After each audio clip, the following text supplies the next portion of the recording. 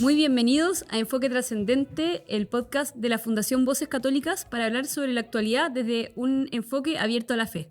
Hoy tenemos a una invitada muy especial porque ella es parte de nuestra fundación, es vocera de Voces Católicas, es ginecóloga obstetra de la Universidad de los Andes y docente de la Universidad Finisterre. Es Francisca Valdivieso. Muchas gracias, Francisca, por estar aquí hoy día. Muchas gracias, Ignacia, por la invitación. Francisca, tú he escuchado un poco tu historia de medicina. Quería partir con una pregunta inicial. ¿De dónde nace tu vocación médica y también en qué minutos esta se relaciona con la fe? Mira, yo creo que nace de mi papá, que es médico. Tengo un tío también médico, un primo médico, harta familia, en el fondo. Y en realidad me gustaba mucho la biología a mí. Mi mamá es profesora de biología y de química de colegio. Entonces me interesaba mucho el área científica, me iba bien en el colegio y para mí como que lo único que existía en el mundo de la salud o de la biología en ese minuto era o la medicina o el mundo de las plantas y agronomía, que también me gustaba harto. Y muy distinto, pero unido muy por distinto, lo mismo. pero claro, lo que pasa es que lo que a mí me gustaba era justamente la biología como tal, más allá del ser humano en sí mismo. Y yo creo que mezclado con un espíritu de servicio que siempre tuve en el colegio, que me gustaba ir a misiones, a trabajo de verano y cosas de ese tipo, entonces tratando de unir las dos cosas dije, ya, tengo que estudiar medicina. Eso es lo que tengo que hacer, tengo que estudiar medicina. Qué bueno. Entonces, como esto de la fe, por esto que tú cuentas de los trabajos, las misiones, está también como en el inicio en esta vocación de servicio. Sí, yo te diría que la fe ahí no tuvo mucho que ver Ya. en la elección como vocacional propiamente tal, la fe. Sí, el espíritu de servicio, de todas maneras. Sí me marcó mucho pertenecer a las comunidades de vida cristiana de SBX y conocer en el fondo que el espíritu de servicio podía darse a través de entidades religiosas. Eso es lo que yo conocí, porque se puede dar de muchas formas. Pero la elección de la carrera como tal no tiene que ver mucho con fe, digamos. Tiene que ver con que me gustaba la biología y me gustaba el concepto de ayudar a otros. Y dije, bueno, la medicina es un buen lugar para eso. Sí, muy bien. Tú después tuviste en tu último año de estudio la experiencia de poder irte afuera a ejercer la medicina. No sé si cuando estabas haciendo la beca, te fuiste a Israel y más tarde a Liberia. Esa historia es muy apasionante, yo me sé un poquito. ¿Podrías contar un poco cómo fue esa experiencia médica? ¿Cómo llegaste allá? Resumen, lo que quieras contar, pero ¿cómo fue ese proceso? Mira, yo en realidad cuando yo me metí a estudiar medicina, yo soñaba con una medicina bastante rural, ser así como doctora de un pueblo, ¿ya? Eso era. Y yo he sido siempre bastante romántica, idealista, entonces yo me imaginaba ejerciendo la medicina de esa manera. Y primero, en los últimos años de medicina, antes de recibirme, me fui a hacer una práctica al hospital de Achao, en el sur. Pasé por Puerto Montt, mirando y buscando a ver si es que me gustaba o yo quería irme de general de zona, que eso es lo que yo quería, en realidad. Y resulta que al terminar el año de medicina me enamoré perdidamente de un israelí que era médico y cambió completamente mi rumbo porque en realidad yo dije, en realidad no sé si me quiero ir de general de zona. Claro, de general de zona al pasaporte afuera, al otro lado Sí, del Atlántico. aunque en realidad hasta ese minuto era una cosa bastante inicial esa relación, pero me metí a hacer la especialidad de ginecología y obstetricia, que me gustaba muchísimo. Y finalmente, por distintas razones, porque en realidad fui a Israel antes de empezar la especialidad, pero congelé en algún minuto esa especialidad un momento y me fui a Israel, pero mi motivo por el cual yo me fui a Israel era un motivo netamente de romántico. Sí, resolución personal de temas de pareja. Pero bueno, ya que estaba allá, aproveché de convalidar el título allá y me puse a hacer una rotación en el servicio de ginecología. Yo estaba haciendo esa especialidad que me sirvió bastante para ver varias cosas. Así que dentro del mundo médico me sirvió mucho, muchísimo estar en Israel. Estuve aproximadamente 8 meses ahí. Volví de Israel, retomé la beca de ginecología que había dejado pendiente con lo que me faltaba, terminé la beca de ginecología y ya como ginecóloga me fui a trabajar a Viña. Tenía muchas ganas de salir de Santiago. Trabajé un tiempo ahí, pero entre medio yo había conocido, estando en Israel, a Médicos Sin Fronteras, a personas que trabajaban en Médicos Sin Fronteras y los proyectos que tenían en ese momento en Israel, en Cisjordania. Y me gustó muchísimo lo que hacía la organización, entonces postulé y al postular como ginecóloga, entonces mi primer proyecto para trabajar con ellos, con Médicos Sin Fronteras, fue en Liberia, en África. Así que en Viña estuve muy poquito y partí a África. ¿Podrías contar un poco el contexto de Liberia? ¿Cómo es ese país históricamente? Es un país bastante nuevo. A ver, Liberia, hoy día no tengo la actualidad 2026 en que está Liberia. Yo todo esto que te estoy contando fue el 2005. El 2005 Liberia venía saliendo de 15 años de guerra civil. Liberia se encuentra hacia el Atlántico, la Costa de la Pimienta. Como límite tiene a Costa de Marfil y a Sierra Leona. Y entre esos 3 países comparten un conflicto que se relata muy bien y se retrata muy bien en una película llamada Diamantes de Sangre. No sé si la viste. Sí. Pero que tiene que ver con el poder principalmente de los diamantes. Y en ese contexto ocurre una guerra civil que no voy a entrar en detalle el por qué, pero esta guerra civil tiene 2 partes, pero en total dura 15 años. Y cuando yo llego a Liberia con el proyecto de Médicos Sin Fronteras, donde mi objetivo de proyecto era disminuir mortalidad materna, que son las muertes de las mujeres durante el embarazo, en el parto y en el puerperio, que son los 42 días posterior al parto. Eso es lo que se llama mortalidad materna, en el fondo aquellas mujeres que mueren a causa del embarazo. Claro, antes, durante o después. Antes, durante o después. Y en ese contexto llego, saliendo de estos 15 años de guerra civil, con un gobierno interino norteamericano, porque Liberia fue un protectorado norteamericano, a diferencia de otros países africanos, nunca fue colonia de un país, sino que Estados Unidos compró este pedazo de tierra y de alguna manera con el presidente Monroe, por eso la capital se llama Monrovia, le dice a los descendientes de esclavos norteamericanos de raza negra que el que quiere volver a su tierra lo puede hacer a este lugar. Ahora, eso forma parte de la ignorancia que tenemos todos cuando no somos africanos, porque esto es como que uno fuera sudamericano chileno y lo mandaran a vivir a Colombia, a Paraguay, no tengo idea, claro. Entonces vuelva a su tierra, bueno, vuelva a su continente en realidad, porque no tenía mucho que ver. La gran mayoría de los ex-esclavos norteamericanos venían del Congo, del centro de África.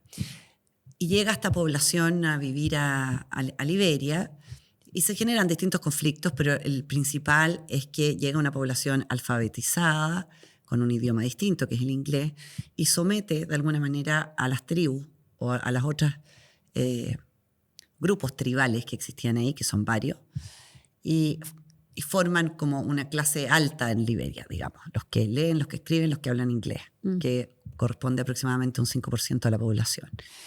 Y ahí el conflicto real comienza con el tema del poder económico por los diamantes. Liberia es el segundo mayor productor de diamantes del mundo. Primero está Sudáfrica y luego está Liberia. Y por lo tanto, todo lo que tiene que ver con tráfico de diamantes mezclado con tráfico de armas, etcétera, termina en una guerra civil donde no habían solamente 2 bandos, sino que eran varios grupos guerrilleros, todos peleando por el poder del país. Y además que toda la población que llegó y que no pertenecía originalmente a Liberia y que seguramente también se conformaban en microgrupos, dependiendo del origen, me imagino, ¿no? Sí, la verdad es que esa población había llegado mucho antes que comenzara la guerra y el conflicto. El conflicto comienza puntualmente cuando matan al último presidente electo, que es el presidente Tolbert. Lo cuelgan a él en la playa, a sus 12 ministros también lo matan. Y entre Samuel Doe y Prince Johnson, que eran parte de los guerrilleros, estos se toman el poder uno a otro, se matan, etc. Y empieza esta guerra civil completa, donde hay cosas bien terribles. Es la guerra que ha tenido más niños soldados del mundo. 15 años de guerra civil destruyen no solamente la economía de un país, sino que yo tengo la sensación que el alma de las personas, todo aquel que pudo irse se fue, arrancó de ese lugar. Y por lo tanto, cuando yo llego a este proyecto que tiene Médicos Sin Frontera, que no era el único que tenía, porque Médicos Sin Frontera tiene varias sedes. Yo estaba trabajando en un proyecto que lo guiaba España y Suiza, pero Médicos Sin Frontera de Francia tenía otro proyecto que era netamente quirúrgico, por ejemplo, con cirujanos para temas de guerra. Los belgas también está MSF Bélgica, Y lo tuyo Holanda. era esto de las madres de... El proyecto de nosotros era un proyecto materno-infantil, donde había un ginecólogo encargado de disminuir mortalidad materna y un pediatra encargado de disminuir mortalidad infantil. En el fondo, mortalidad materna e infantil era el objetivo del proyecto, disminuirla. Y ahí llegué, era como la posguerra inmediata, digamos, una población muy desamparada porque quedaban solamente 30 médicos liberianos en todo el país. Hay que pensar que Liberia, si bien es un país chiquitito como Uruguay, que tiene como 3,5 millones de habitantes, la capital tendrá 1,5 millones, no había más de 30 médicos para toda la población. Entonces se necesitaba mucha ayuda humanitaria, mucha. Y ahí me puse a trabajar en el proyecto. ¿Cómo fue la experiencia? Porque estamos en Chile, un país con tradición cristiana católica. Pasaste por Israel, que era un país con una mayor, o sea, harta mezcla, pero me imagino que una primacía también judía. Y después a Liberia, un país que religiosamente, no sé si tenía algún credo, pero no sé si había un trasfondo que marcara una bioética, como una agenda valórica, cultural, nacional. Sí, mira, es que yo estando ahí pensaba sinceramente que si es que el infierno existía, eso era el infierno. No había visto nunca un lugar donde el alma del ser humano estuviera tan rota, de alguna manera. Había mucho dolor, había mucha pobreza, por supuesto, pero Liberia es un país que está cerca del Ecuador, por lo tanto crecen los vegetales en forma fácil. La gente no se está muriendo de hambre, no es un país en un desierto, ni las moscas dando vueltas.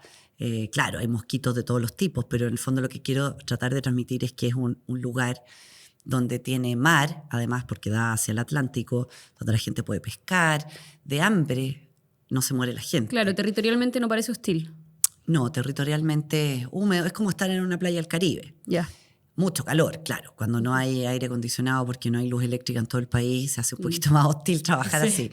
Pero es un lugar donde lo que principalmente llamaba la atención era la violencia que había. Había mucha violencia sexual contra las mujeres. Aproximadamente yo recibía 200 mujeres violadas al mes. Ese era el tipo de violencia que yo veía, porque el otro tipo de violencia se iba a otro hospital, a otro proyecto, porque este era solamente materno-infantil. O sea, más de 6 mujeres violadas al día en promedio, una cosa así. Por lo menos las que yo recibía en el hospital. No, sí. Impresionante. Brutal. Era un país donde las familias habían sido desarmadas completas porque se habían robado a los niños para meterlos en sus grupos guerrilleros. Entonces había mucha mujer buscando hijos, mucho hijo que no se sabía ni siquiera qué edad tenían. Las personas no tenían una inscripción de nacimiento, digamos, no. Entonces uno miraba a un niño y uno no sabía si ese niño tenía 9 años, 10 años, 12, estaba desnutrido y por eso estaba chico, o esa era la edad que tenía. Ellos tampoco sabían qué edad tenía. La gente se movía en marcos. Nació antes de la Primera Guerra, nació después de la Primera Guerra, o después de la Segunda, el inicio de la Segunda, etc. Entonces, en ese caos de vida, de población, yo te diría que la parte religiosa era fundamental para la población local, y para mí también, para mí más que nadie. O sea, yo, gracias a Dios, tengo fe y creo en un Dios que escucha y acoge y hace cuando uno le pide, porque la verdad es que no era fácil el día a día con las cosas que uno veía, entre la violencia, entre encontrarse con la gente, no sé, uno llegaba en la mañana a trabajar al hospital y habían como si nada, 2 personas muertas en la puerta del hospital, etc. Y así podemos detallar muchas otras cosas. Pero la población era cristiana, principalmente evangélica o de iglesias evangélicas. Un porcentaje, porque había un porcentaje importante, aproximadamente un 40% musulmana. Católicos, muy pocos, yo creo. Yo fui a misa en ese año completo que estuve ahí. Yo viví el 2005 casi entero, o sea, desde marzo que partí hasta diciembre que volví, fui 2 veces a una misa, que encontré una misa, que había ahí un sacerdote a hacerla, pero la prédica fue exactamente la misma en las 2 misas que fui. Siempre era no matar, porque es malo matar al hermano, porque es malo matar al vecino, porque es malo matar al padre, a la madre, etc. Y cuando tú escuchas ahí prédicas de ese nivel, uno dice, pucha, que estamos básicos. Es como Claro. lo básico. Pero la verdad... Acá en Chile se habla de la ley natural, como que hay una ley natural, que uno naturalmente sabe que no hay que matar, no hay que robar, y en realidad como que en esos países uno dice, realmente, como que esto hay que recordarlo, no es tan natural, sí. Pareciera. No era nada de natural, porque habían vivido muchos años, y tú te topabas con alguien de, no sé, 12 años, 15 años, ese niño, lo único que había vivido en su vida era una guerra civil, por lo tanto, se había estado metido en un grupo guerrillero, solo sabía manejar un arma, matar y violar, era lo que... y robar. No había ido al colegio, no sabía leer, no sabía escribir. No todos, estoy hablando de los niños que habían sido raptados a estos grupos guerrilleros. Por eso te digo que el concepto de que sea la guerra que ha tenido más niños soldados en el mundo no es menor, porque eso te habla de una destrucción como de base de la sociedad. Y esto no era una pobreza tanto económica alimentaria. Bueno, también tenía una pobreza económica feroz el país, con un Producto Interno Bruto terrible y todo lo que conlleva la guerra. Claro, pero quizás no era lo principal, no era el drama principal. Lo que a mí más me chocó, al menos, fue la pobreza de alma, la pobreza de cómo cuando se desarma al ser humano, ese ser humano ya no le importa nada, no sé. Mira, de aprendizaje de ese contexto, yo te diría relacionados con la fe o con lo que nos convoca aquí, porque el programa, no sé, pues no estamos en un programa de historia, digamos. ¿Ah? Claro. Pero de historia se puede hablar desde la fe, así que en eso estamos. Sí, pero yo te diría que de las cosas que yo aprendí ahí es que el ser humano tiende al bien, siempre. El tema es qué es el bien para ese ser humano, porque si para ese ser humano el bien es ganar una guerra, va a pasar a llevar muchas cosas que quizás para otro no le caben en la cabeza, ¿te fijáis? Pasa lo mismo cuando uno piensa en personas, no sé, fanáticas religiosas del tipo que sea, por ejemplo, musulmanes que se están inmolando creyendo que están haciendo un bien, matando a personas infieles, por ejemplo. ¿Te fijáis? Entonces, aprendí o le tomé el peso a lo relevante que es crear la conciencia en las personas de qué es el bien, porque todos vamos a tender en forma natural a ese bien. Entonces, súper importante que se defina bien o que se meta en el inconsciente de qué es un bien y qué no. Eso. Lo otro que me marcó muchísimo fue ver personas en ese contexto, con ese dolor, con esa vida que tenían, alegres, sonrientes, felices, esperanzadoras, o sea, con sonrisas esperanzadoras y creyentes en Dios. Porque que yo crea en Dios es bastante más fácil a que esa persona que está viviendo ese nivel de dolor y ese nivel de contexto crea en un Dios. Claro, que para ti en un infierno haya gente ahí que en el infierno crea en Dios y tenga fe. Y crea en Dios, tenga fe y tenga esperanza. Y que la esperanza no la pierda. Sí. Tú mencionaste eso de que en el fondo había que enseñarle a la gente o concientizar a la gente del bien, y porque la gente naturalmente tendía al bien. ¿Tenías la oportunidad de, con estas mujeres que tú atendías, poder hablar estos temas? No, y mi papel en ese momento no era ese tampoco. Me imagino. No, yo estaba todo el día metida en pabellón operando distintas, desde cesárea, histerectomía obstétrica, salvándole la vida a mujeres que tenían embarazos tubarios rotos, Ese era mi rol. Además que las personas hablaban muchos dialectos distintos, muy pocos hablaban inglés. Nos comunicábamos con los pacientes a través de intérpretes, que son las mismas personas que uno contrata en el hospital. Por ejemplo, el que hace de guardia en el hospital tiene que hablar inglés y uno preguntaba, ¿quién habla? Te estoy inventando el dialecto Lulu. Entonces decían, el guardia es de ese dialecto, ya. Entonces ese guardia hablaba inglés y ese dialecto, y así uno lograba comunicarse con las pacientes. La matrona hablaba otro dialecto, y etcétera. Distintas personas que ya estaban contratadas locales del hospital servían mucho de traductor. Pero yo no tenía una comunicación muy fluida con los pacientes. Sí tenía una comunicación bastante fluida con una interna de medicina, que era la doctora Yavé, que era de los pocos médicos que se habían quedado en el país y que le interesaba ginecología y trabajaba conmigo. Y era mi ayudante en los pabellones, mi ayudante en el día a día. Y ella sí hablaba inglés y ella era liberiana y a través de ella yo podía percibir y entender mucho de lo que estaba pasando en el país. Me ayudó muchísimo a entender el contexto, porque a veces cuando uno llega desde afuera le cuesta, por más que lo lea, Médicos Sin Fronteras te manda un mamotreto que me fui mirando en el avión, en el fondo, mientras iba para allá, de la historia del país, dónde uno va, etcétera, la epidemiología que tiene y no sé qué.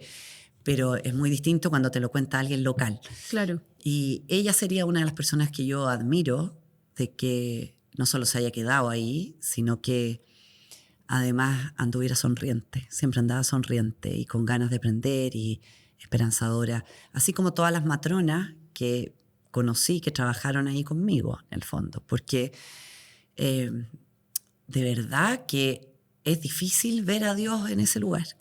Es desafiar las circunstancias, sí, de todas maneras. Sí. También porque acá en Chile, tú hoy día estás más dedicada a atender a mujeres en la etapa de la menopausia, pero acá en Chile también, y en Liberia, y no sé, en Israel, pero te ha tocado ver en primera línea toda la realidad del aborto.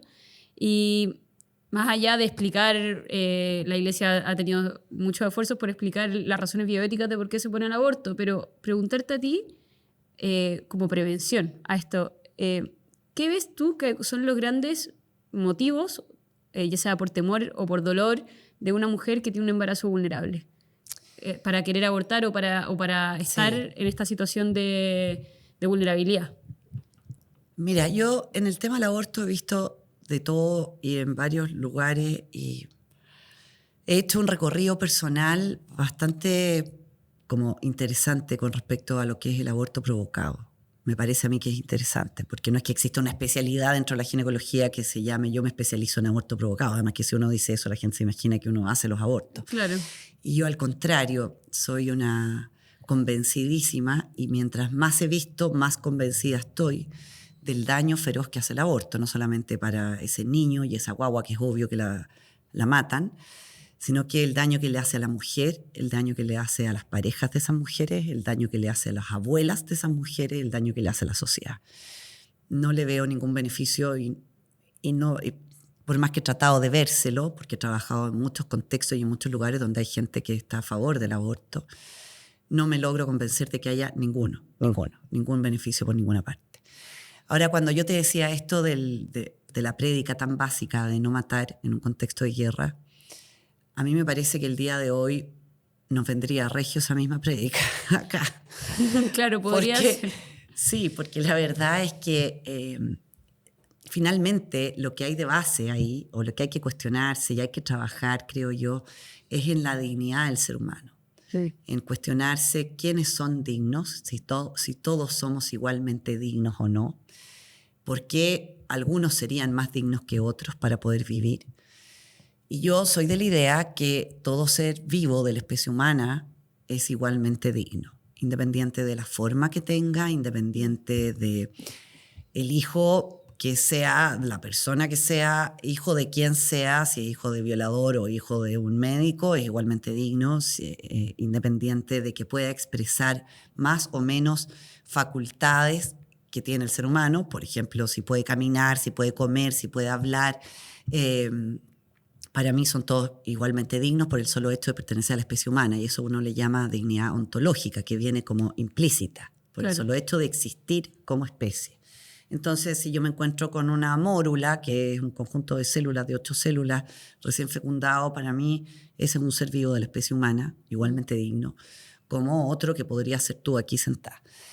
Es entendible que sea muy difícil darle la misma dignidad cuando uno ve a través de un microscopio este conjunto de células versus alguien que es capaz de hablar, de pensar, de moverse, etc. Pero finalmente esa mórula en el microscopio es un ser vivo de la especie humana y está viva y se está reproduciendo y está creciendo y va a nacer y va a morir. Por lo tanto, ahí hay vida. Entonces, finalmente, ahí es donde se dividen las aguas realmente de quienes están a favor de una ley de aborto, por ejemplo, provocado, o quienes están en contra. Porque los que están a favor de una ley no son personas malas ni que quieran el mal, son personas que creen que están haciendo un bien. Y ahí vuelve de nuevo la pregunta de qué es el bien, ¿te fijáis? Pero claro, claramente, cuando yo he conversado, no sé, trabajando en Médicos Sin Frontera, que tiene proyectos de aborto, por lo tanto me toca estar en contacto con personas que trabajan en proyectos de aborto, o trabajando en un hospital aquí en Chile, o en algún lugar con un colega que está a favor del aborto, o haciéndole clase a alumnos que están a favor del aborto. Mira, da lo mismo, porque ya los que estamos en contra somos los menos en teoría, o creemos ser los menos, porque finalmente cuando se le pregunta a la gente, la población en general en Chile no está a favor de cualquier ley de aborto. Cuando se preguntó hace unos 2 años en un estudio que hizo la Universidad del Desarrollo por aborto libre, el 60% de los chilenos, 58, algo, estaba en contra de un aborto libre. Pero da la sensación de que uno es el bicho raro que está peleando contra algo y que en realidad todo el mundo querría algo así. Y no es así. Pero hay que preguntarse sobre la dignidad. Y perdona que me alargue, pero es que me interesa mucho el tema, sobre todo por la mujer. Porque este es el espacio, así que... Ya, qué bueno tener el espacio para poder transmitir lo que creo que aporta. Yo trabajo con mujeres hoy día en la etapa de climaterio y menopausia. Yo estoy en esa etapa y por eso me metí yo en el tema, porque lo pasé pésimo, muy mal, y decidí que no iba a haber ni una embarazada más y me iba a dedicar full a que tú misma te podías ayudar. Sí, pero no solamente por eso, es porque yo pensé y dije, no puede ser que si yo, que soy ginecóloga, me he demorado 1 año y medio paseándome por neurólogos, psiquiatras, reumatólogos, etcétera, y no me di cuenta que yo tenía un problema de climaterio, ¿qué queda para el resto de las mujeres, en el fondo? Si yo me demoré 1 año y medio en esto, ¿qué queda para el resto? Esto hay que informar, hay que educar, etcétera. Entonces, por eso me dedico hoy día full al tema de climaterio y menopausia. Y finalmente lo que me interesa es la mujer. Bueno, por algo soy ginecóloga y elegí esta especialidad. Y la has acompañado en muchos momentos de su vida por tu historia. Ahora... En muchos momentos, sí. En una muy buena y larga etapa de mi vida atendí muchas embarazadas y partos, no solamente en África ni en Israel, sino que acá en Chile también.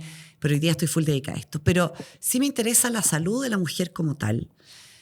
Y acá hay algo que no se habla mucho sobre el aborto y la mujer. Porque podemos hablar mucho de la dignidad del ser humano refiriéndonos al embrión que es eliminado y si es que es justo o no, y etcétera, si le vamos a dar la dignidad o no. Pero las consecuencias que tiene un aborto, cualquiera de ellos sea, espontáneos también, en una mujer, son muy grandes, muy grandes. Perder un hijo es el peor duelo que un ser humano puede vivir. Los psiquiatras lo tienen catalogado como el duelo más difícil de llevar. Luego vienen las separaciones de pareja y luego los cambios de casa. No sé por qué los cambios de casa me siento muy identificada, así que... tan terribles, pero bueno. El tema es que los cambios de casa parecen ser algo bien potente también, de domicilio. No solamente domicilio, se refiere, no sé, si te tienes que ir extraditado a algún otro país o qué sé yo, te cambiaron de ciudad. El punto es que perder un hijo es terrible. La muerte de un hijo es feroz. Y cuando esa muerte además se acompaña de la decisión de una mujer de por medio, a mí me parece que es una maldad inmensa que se le hace a la mujer. Porque finalmente en el aborto provocado el médico va a decir, ella quiso, y se lava un poco las manos, la decisión fue de ella. Y la mujer, de alguna manera, va a decir, el doctor me dijo que, y nadie se hace cargo. Hacerse cargo de eso es potente, porque es hacerse cargo de eliminar una vida humana que venía a este mundo y que se decidió que no va a venir. Pero cuando viene desde la mujer, ese duelo se transforma en algo infinitamente más doloroso. Hay estudios en países donde hay ley de aborto, por ejemplo en Finlandia, que lleva muchos años con ley de aborto y que ha seguido a las mujeres y ha publicado mucho sobre el tema, vale la pena mirarlo, donde se han dado cuenta del daño que ha hecho en algunos casos de abortos, por ejemplo, por violación en la mujer, y cómo las mujeres que abortaban a raíz de violaciones se les sumaba un nuevo trauma, además de la violación venía el trauma del aborto y aumentaba el riesgo de suicidio, por ejemplo. Y así muchos estudios más que van mostrando el daño que tiene el aborto provocado en la mujer. O sea, hay una dignidad del hijo que es de que todos los seres humanos nacen iguales, pero también la dignidad de la madre Pero total, a mí me parece que una ley de aborto atropella la dignidad de una mujer, porque esa mujer, cuando piensa en un aborto, cuando piensa en un aborto provocado, simplemente es una víctima de una situación que la sociedad no ha sabido resolverle de otra manera. Y me parece mediocre, al menos, la solución que le pueda dar un Estado que le diga yo le doy permiso para matar al hijo, porque ninguna de esas mujeres quiere en realidad matar al hijo. Son mujeres que están desesperadas porque están solas, principalmente solas. El gran problema es la soledad. Hay un estudio de El Arcoj, acá en Chile, que hizo muy bueno, que invito a mirarlo, la publicación, antes de que existiera la ley de aborto por las 3 causales, donde le pregunta a mujeres de embarazos vulnerables, no deseados, si abortarían o no, y cuáles serían las razones por las cuales abortarían. Y la razón que ganaba en ese estudio, o la más frecuente, es la soledad y la coerción, el sentirse presionadas a abortar, ya sea por la pareja, por los padres, el miedo a ser rechazadas por ejercer la maternidad. Entonces, cuando una mujer se siente sola y no es acogida, le da terror. O sea, claro, incluso cuando una mujer tiene el mejor contexto de todos, imaginemos una mujer acompañada por su pareja, que buscaba el embarazo, buena situación económica, el mundo ideal, así todo a esa mujer le da terror la maternidad. Entonces, porque es un cambio muy brutal. Entonces imaginémonos lo que puede llegar a sentir una mujer que no tiene eso y que se siente sola. Y por lo tanto, muchas veces va a pensar en algo, entre comillas, rápido, como es un aborto provocado. Pero el daño que le va a generar va a ser grande. No solamente psicológico. Hay daños, y esto está publicado, no lo digo yo, sino que daños en la salud reproductiva de esa mujer. Aumento de mortalidad materna, aumento de riesgo en sus otros embarazos futuros posteriores al aborto, de parto prematuro, de desprendimiento de placenta, de complicaciones que va a tener en otros embarazos futuros posteriores a un aborto provocado. Y esas cosas no le dicen a la mujer que le van a pasar. Yo veo muchas mujeres que han pasado por el tema del aborto o porque han llegado a mi consulta queriendo abortar, llevadas, por ejemplo, por una fundación. Si bien hoy día estoy dedicada a la menopausia full, tengo un espacio para recibir mujeres con embarazos vulnerables que quieren abortar, que las veo gratuitamente en la consulta, que me las lleva a Chile Unido, por ejemplo. Buen dato para que sepan, sí, todos nuestros oyentes. Y Chile Unido entonces me lleva a esas mujeres. Y Chile Unido lo que hace es que pesca a estas mujeres que quieren abortar y les pregunta por qué quiere abortar. No tengo casa, me siento sola, etcétera, etcétera.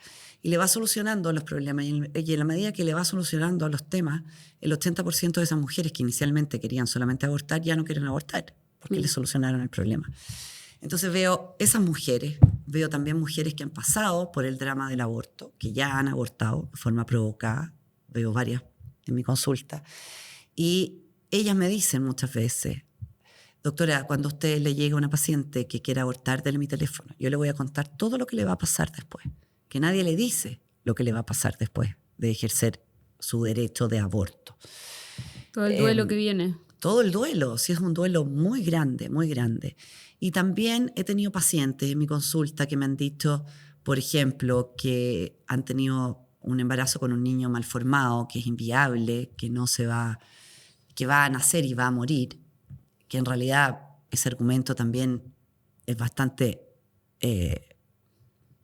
no sé, me parece redundante, a mí, muerte antes o muerte después. sin peso, porque finalmente tú naciste y te vas a morir, yo nací y me voy a morir, no tenemos idea de cuándo nos vamos a morir, pero todos los que nacemos nos vamos a morir, no sabemos bien cuándo. Alguien podría decir, mis alumnos me dicen muchas veces, ya, pero va a nacer y se va a morir al tiro. Sí, pero ¿qué es al tiro? No sabemos lo que es al tiro. Puede ser Claro. 1 hora, pueden ser 5 horas, pueden ser 3 días, puede ser 1 semana, pueden ser 3 meses.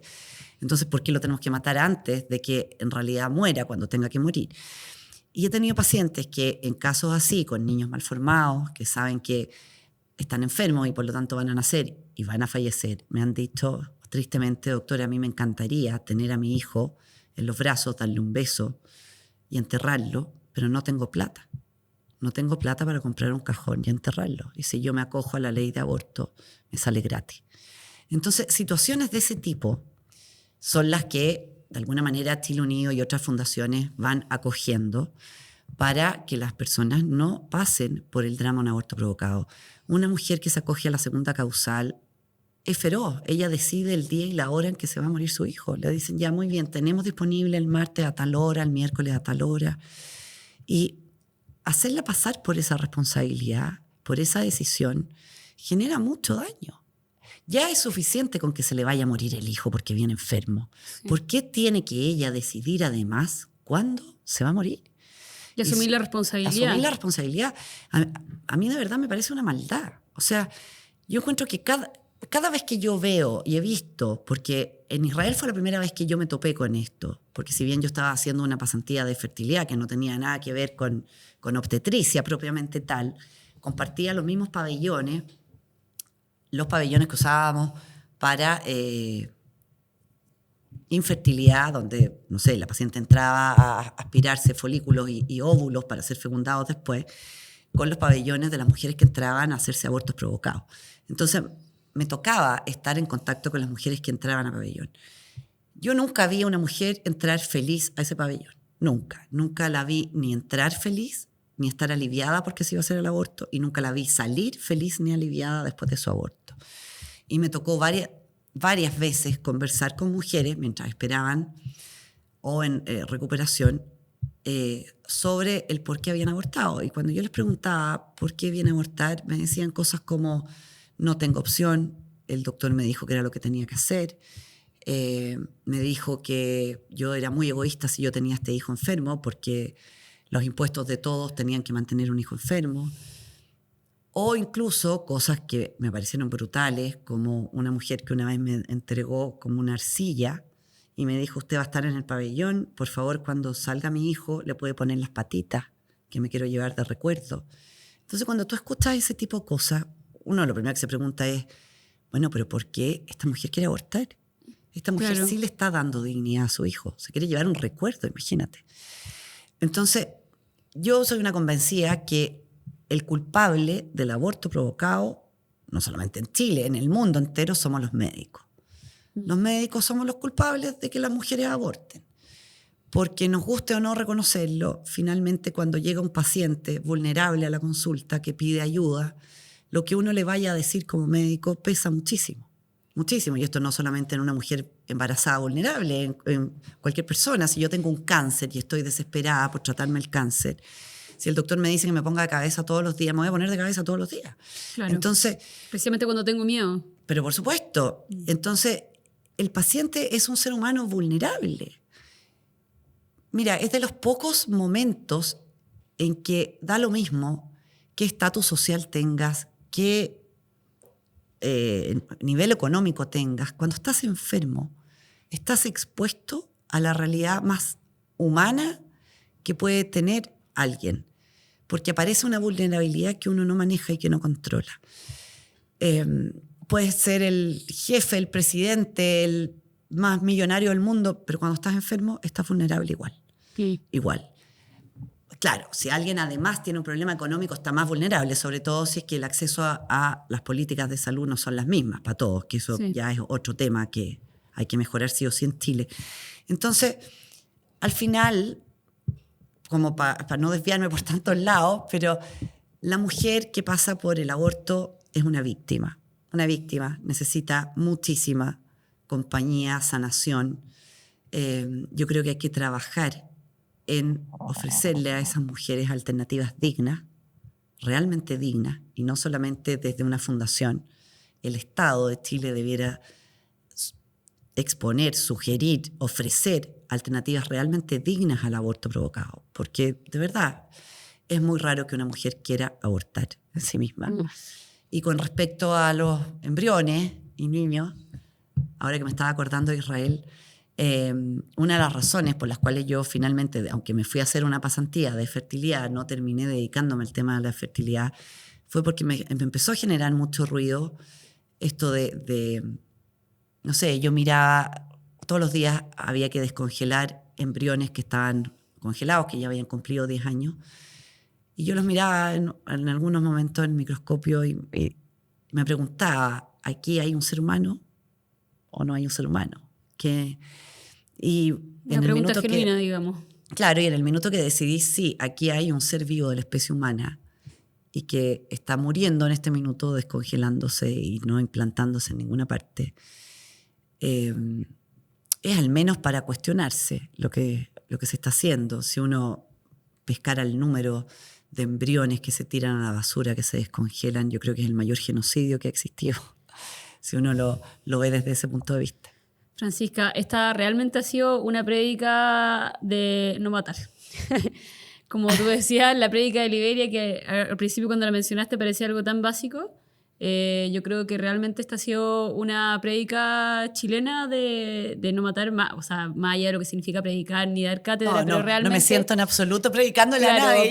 Pero dando el testimonio, eso de todas maneras, te agradezco mucho por venir y espero que mucha gente pueda escuchar esto y también tener esperanza en la vida, ayudar a las personas que también sienten esta soledad y también esta coerción. Muchas gracias por estar aquí, Francisca. Muchas gracias, Ignacia. Se me hizo corto el programa. Sí. Me pongo a hablar y no paro nunca. No, pero está bien, todo muy bien. Ojalá que sirva. No sí. Pretendo darle cátedra ni prédica a nadie, la verdad. Solamente te cuento lo que... Testimonio. Sí. Lo vivido. Y lo que a mí me parece que es. Sí. Pero bueno. Bueno, muchas gracias y estamos a nuestros oyentes que nos sigan escuchando capítulo a capítulo de Enfoque Trascendente.